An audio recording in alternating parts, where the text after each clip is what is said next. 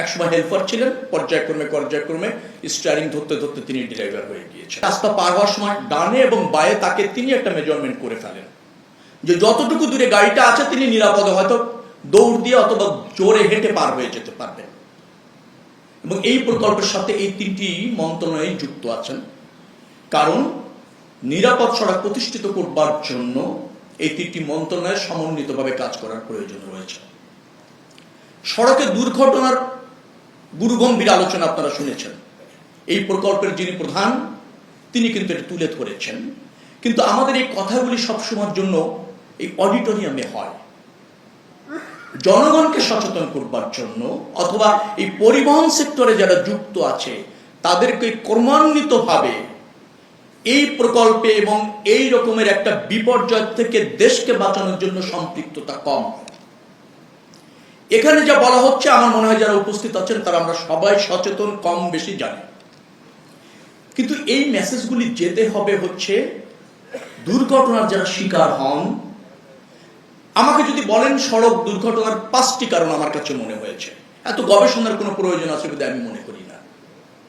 ফিটনেসবিহীন যানবাহন, fitness driver. ফিটনেসবিহীন কেন driver বললাম? তিনি হয়তো মেন্টালি ফিজিক্যালি ফিট আছেন কিনা, তিনি দক্ষ এবং যোগ্য কিনা। আমার জানা মতে অনেক ড্রাইভার বাংলাদেশে হয়েছেন, অধিকাংশ ড্রাইভার হয়েছেন পরিবহনে থাকতে থাকতে। একসময় হেল্পার ছিলেন, পর্যায়ক্রমে স্টিয়ারিং ধরতে ধরতে তিনি ড্রাইভার হয়ে গিয়েছেন।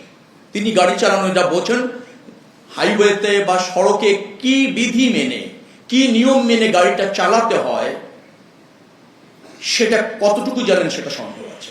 কিন্তু এই প্রকল্পে তার প্রশিক্ষণের ব্যবস্থা করা হয়েছে। তাকে আবার শারীরিকভাবে ফিট কিনা সে ব্যাপারে এই প্রকল্পের মধ্যে আপনার কাজ রয়েছে, সেটা করা হচ্ছে। আরেকটা হচ্ছে জনসচেতনতার অভাব। আমরা যখন সড়ক পার হই, বাজার এলাকায় আমাদের হাইওয়ের পাশে অনেক বাজার আছে, স্কুল আছে, কলেজ আছে, সাময়িক বাজারও আছে, আবার ধরেন একবার বিদ্যমান বাজার আছে। আমরা জনগণ যারা হয় রাস্তা পার হওয়ার সময় ডানে এবং বায়ে তাকে তিনি একটা মেজারমেন্ট করে ফেলেন যে যতটুকু দূরে গাড়িটা আছে তিনি নিরাপদে হয়তো দৌড় দিয়ে অথবা জোরে হেঁটে পার হয়ে যেতে পারবেন। এই মানসিকতা আমাদের জনগণের মধ্যে আছে। পাশে ওভারপাস আছে, যাচ্ছেন না, পার হচ্ছেন না, উঠতে চাইছেন না, তার মানে হচ্ছে জনসচেতনতার অভাব আছে। আরেকটা আছে সীমাহীন গতি, অনিয়ন্ত্রিত গতি, আছেন হেলমেট ব্যবহার না করার প্রবণতা। এই কয়েকটি কাজ যদি আমরা করাতে পারি এই প্রকল্পের মাধ্যমে, তাহলে এটা এই প্রকল্প সার্থক। এবং আমাদের যে অঙ্গীকার রয়েছে 2030 সালের মধ্যে এই 5000-এর কাছাকাছি লোক প্রতি বছর জীবন দিচ্ছে, তা অর্ধেকে হ্রাস করা, তাহলে সেটা সম্ভব হবে। এই মুহূর্তে আমাদের প্রয়োজন রয়েছে একটা কম্প্রিহেনসিভ নিরাপদ সড়ক আইন, যেটা আমরা 2027 সালের ডিসেম্বরের মধ্যে করতে চাই।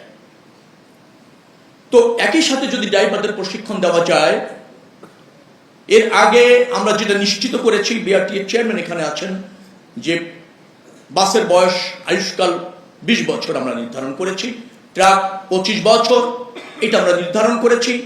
আমরা ইতিমধ্যে স্ক্রাব এবং রিসাইক্লিং এর একটা নীতিমালা চূড়ান্ত করেছি, কার্যকর করতে চলেছি। আমরা ডাম্পিং স্টেশন করছি, ফিটনেসবিহীন গাড়ি সেখানে গিয়ে নিয়ে যেতে চাই এবং রিসাইক্লিং করতে চাই এবং স্ক্রাবিং এ নিয়ে যেতে চাই। এটা ছিল না, এই সরকার করেছে। অর্থাৎ যেভাবে আমরা কাজ করছি তাতে সড়ক দুর্ঘটনা হ্রাস পাবে, এটা আমরা মানে দায়িত্বই নিয়েছি, এটা আমাদের সফল হতেই হবে। আজকে যে অ্যাম্বুলেন্স দেওয়া হচ্ছে, বাইক অ্যাম্বুলেন্সও দেওয়া হচ্ছে, আমি যেটা দেখলাম, যাতে দ্রুততম সময়ের মধ্যে ওখানে একটা চিকিৎসা নিশ্চিত করবার জন্য কিছু ইনস্ট্রুমেন্টস নিয়ে মোটরসাইকেলও পৌঁছায় যেতে পারে।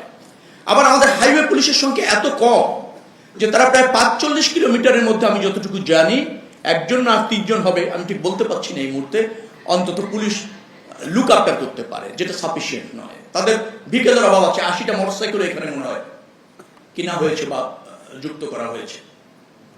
আমি বলতে চাইছি যে আমাদের এই 3টি মন্ত্রণালয়ের দায়িত্ব রয়েছে। বিশ্ব ব্যাংকের এই সহায়তা বা ঋণ সহায়তা যেটা, সেটা জনগণকে পে করতে হয়। জনগণের অর্থ এখানে আছে জিওবি ফান্ড থেকে, সেই অর্থ বরাদ্দটার জন্য নিরাপদ সড়ক প্রতিষ্ঠার জন্য কাজে লাগে। আপনারা যারা এর সাথে যুক্ত আছেন, এই প্রকল্প, এই মন্ত্রণালয়ে আমি দায়িত্বপ্রাপ্ত মন্ত্রী, আমাদের সবার কমিটমেন্ট হবে যে 2030 সালের মধ্যে যেন সড়ক দুর্ঘটনা আমরা অর্ধেকে হ্রাস করতে পারি। সেটি যদি না হয় তাহলে আমাদের এই সব প্রচেষ্টা, সব অর্থ সামনে যাবে। আমরা এই প্রকল্পটা দুটি অংশ, এটা প্রথম অংশ কিনা আমি বলতে পারবো না, সেক্রেটারি আপনি বলতে পারবেন। দুটি প্রকল্প আমরা নিয়েছিলাম আমরা এই গত 6 মাসের সরকারের সময়। এটা কি প্রথম না দ্বিতীয় হবে? প্রথম। এটা প্রথমটি, অর্থাৎ 400 কোটি টাকার কাছাকাছি একটা প্রকল্প ছিল, যেটা আমাদের পার্সেস কমিটিতে পাস করেছিলাম।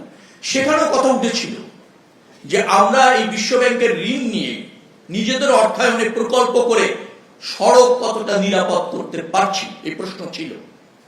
কিন্তু 2023 সালের প্রকল্প, আগে যে অর্থ ব্যয় হয়েছে সেটা কিভাবে হয়েছে জানি না। যেহেতু এই মন্ত্রণালয়ে আমরা এখন দায়িত্বপ্রাপ্ত, আমি চাই এই অর্থের শতভাগ সদ্ব্যবহার, এর সুফলটা যেন জনগণ পায়, এটার জন্য নিরাপদ সড়ক প্রতিষ্ঠার জন্য সহায়ক হয়। আমার বিশ্বাস যে পদক্ষেপ ইতিমধ্যে এই প্রকল্পের আওতায় নেওয়া হচ্ছে। বিশেষ করে কিছু কিছু জায়গায় বাজার শিফট করার ব্যবস্থা রয়েছে। আমাদের হাইওয়ের সাথে আঞ্চলিক সড়কগুলি 90 ডিগ্রিতে এসে মিশেছে, সেটা আমরা লেফট লেনে ডাইভার্ট করারও কিছু প্রকল্প আছে। কিছু মার্কিং এর করার ব্যবস্থা মনে হয় এই প্রকল্পের মধ্যে যতটুকু জানি আমি আছে। কিন্তু সমস্যাটা হচ্ছে কোনো মার্কিংই জনগণ মানে না যদি না আপনি তার কাছে গিয়ে তার জীবনের গতি, রাস্তার ব্যবস্থাপনাটা সম্পর্কে সচেতন না করেন।